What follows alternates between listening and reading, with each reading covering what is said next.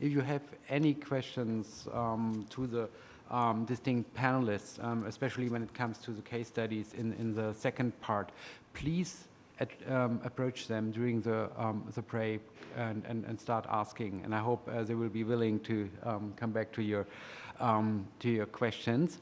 And in a more broader sense, I think we will continue the overall debate as part of our panel discussion at the end of this conference day. We will have another plenary session, and then we have also a panel discussion. And I would like those of you with some more broader questions also related to the Indian EU Clean Energy and Climate Change Partnership to come in there, so that we can at least roughly end the day in time.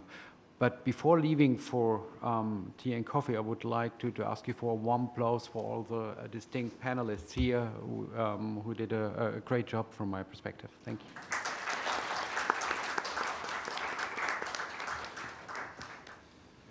So, thank you. Please be aware that everybody's coming to you now.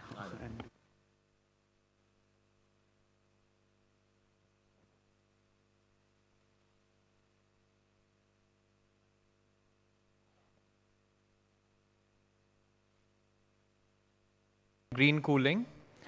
I would like to invite on stage Professor R.S. Agrawal, former Dean, Industrial Research and Development, IIT Delhi, Mr. Philip Owen, Head of Unit, Climate Finance, Mr. R.K. Rakhra, Additional General Manager, Energy Efficiency Services Limited, Mr. Vivek Gilani, Director, Sea Balance Solutions Hub, Mr. Chandra Bhushan, Deputy Director General, Center for Science and Environment, Mr. Saurabh Didi, Energy Economist, Bureau of Energy Efficiency,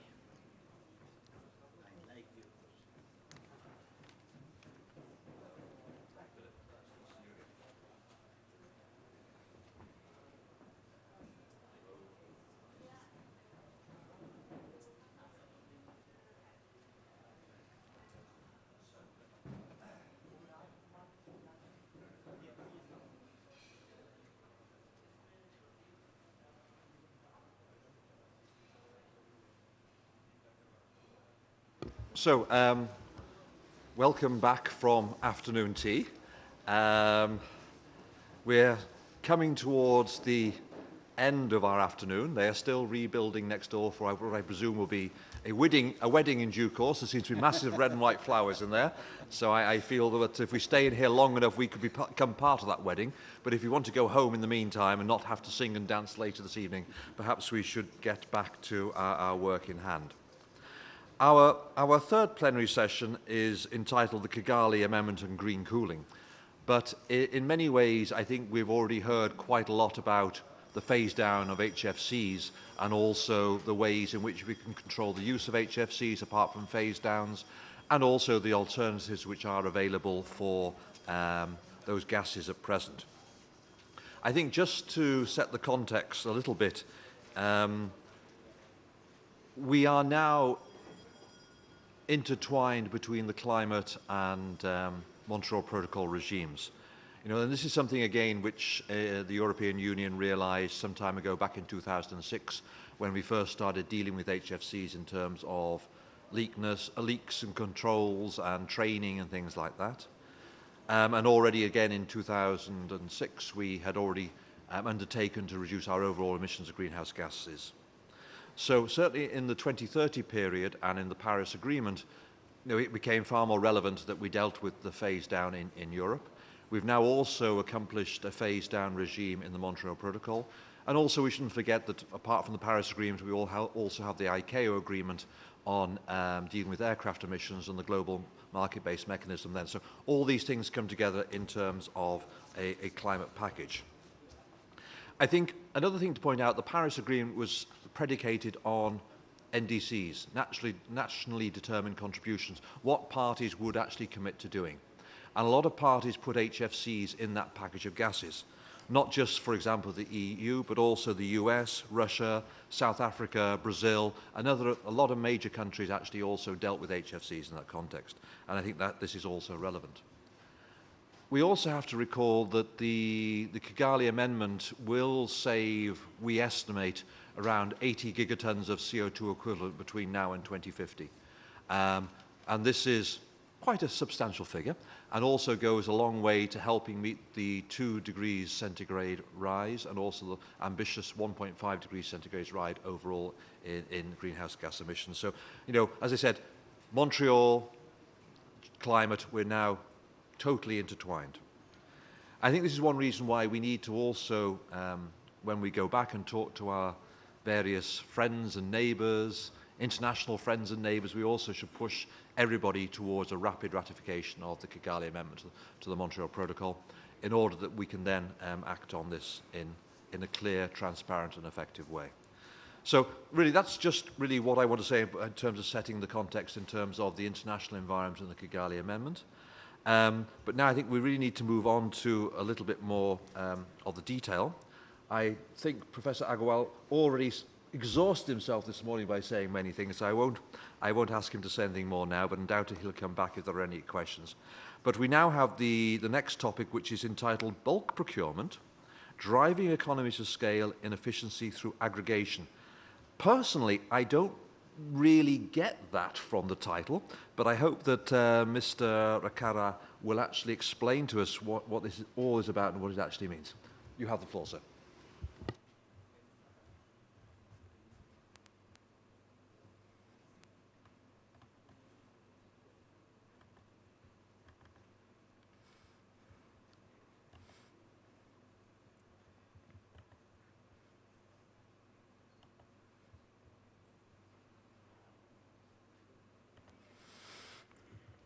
Thank you, and good evening, everyone.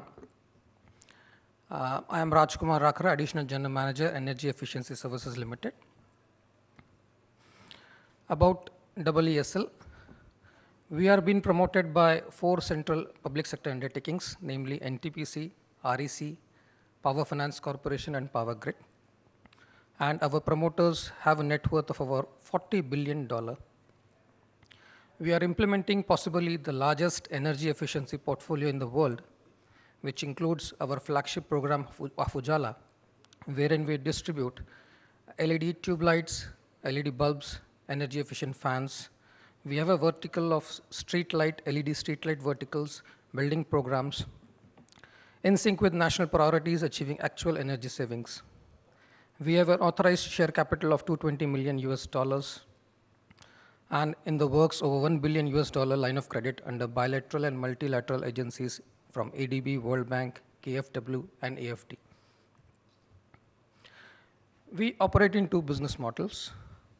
One is the sale model, in which we directly intervene with the consumers through the distribution of LED tube light fans, energy efficient appliances, and consumer pay full amount or through EMIs. We have another model, sale and service model, in which we deal with institutions like building owners and municipalities. We execute turnkey projects in which no cost or manpower is required from utilities or client. And we get our payments from savings in energy and maintenance cost. The main common underpin is we do not require any subsidy from the government or state utilities. We operate on no subsidy model. And we have a strong quality control in which fault rates are less than 2%. We adopt 4-step approach to problem solving. We adopt standard technology wherein we select equipments which have the potential of significant savings, like LED tube lights, bulbs, and fans, and which have a potential for cost-effective scale-up. We adopt demonstrated and deemed saving measurement and verification, in which one-time validation of outputs energy is done, and turnkey implementation and maintenance is done over the contract period. Now, this is the main proposition of ESSL, demand aggregation and bulk procurement. We aggregate demand across customers for demand sustainability, and we have a transparent procurement on the guidelines of the CVC and CVOs in bundles to ensure continuous price discovery. We make energy efficiency visible. We have an online and real-time dashboards for our flagship programs to monitor the real-time performances. Now, this slide shows the major impact of market aggregation on the lighting sector. As you know, we have a flagship program, Ujala, in which we distribute LED bulbs. So the share of LEDs in Indian lighting market has increased from less than 1% to 15% in just 3 years. If you can see the price reduction graph, the overall price has reduced nearly 80% from 350 rupees to 65 rupees. We disseminate a lot of awareness campaigns through media, so which creates a high level of awareness between consumers about the LED products and their saving energy benefits. In totality, this has given a gain of market share from 1% to 15%. You would appreciate. Last year, ESSL has distributed around 135 millions of LED bulbs. And the industry has supported us in a long way by distributing themselves nearly 230 millions of LED bulbs. So this is the model of demand and aggregation and sustainability. Another slide which shows a market impact of market aggregation. We have done the largest procurement for energy efficient fans and LED tube lights, 1 million and 10 million respectively. And the first procurement has resulted in a price drop of nearly 60% less than the average retail price. And in line with this market aggregation, we have forayed into super efficiency air conditioning program.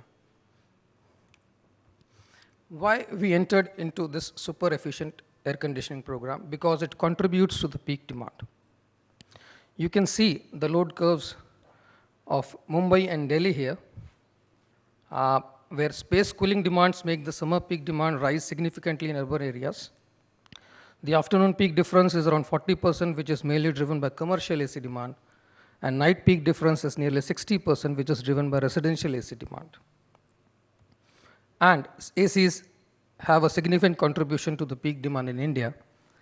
An estimate shows that additional demand from room air conditioner in India is equivalent to 200 to 300 large power plants by 2030, around 150 gigawatt, and 10% of energy demand.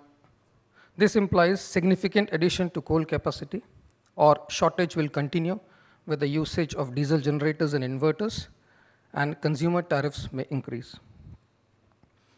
We offer value proposition through market aggregation in case of AC for off-peak season demand also. And we are offering a greener product with assurance.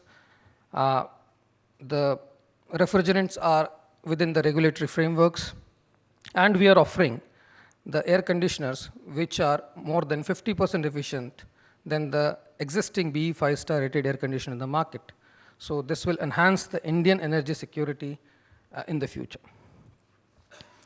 Expected air conditioning program outcomes. We are going with a model of ISEER 5.2 AC at rational prices. The core benefits: high uptake of low GWP refrigerants and launch of window inverter air conditioners. We have rolled out our program with 100,000 ACs in March 2017.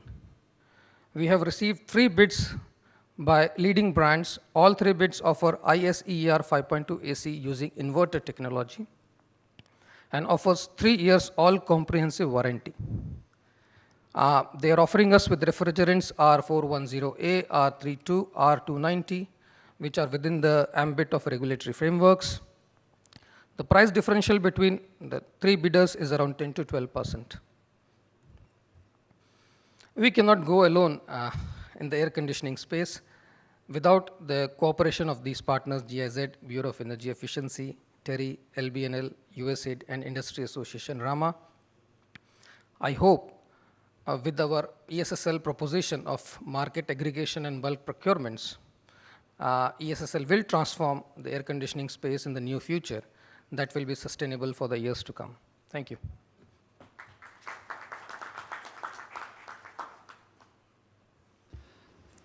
Thank you very much, Mr. Ricara, for telling us about that technology.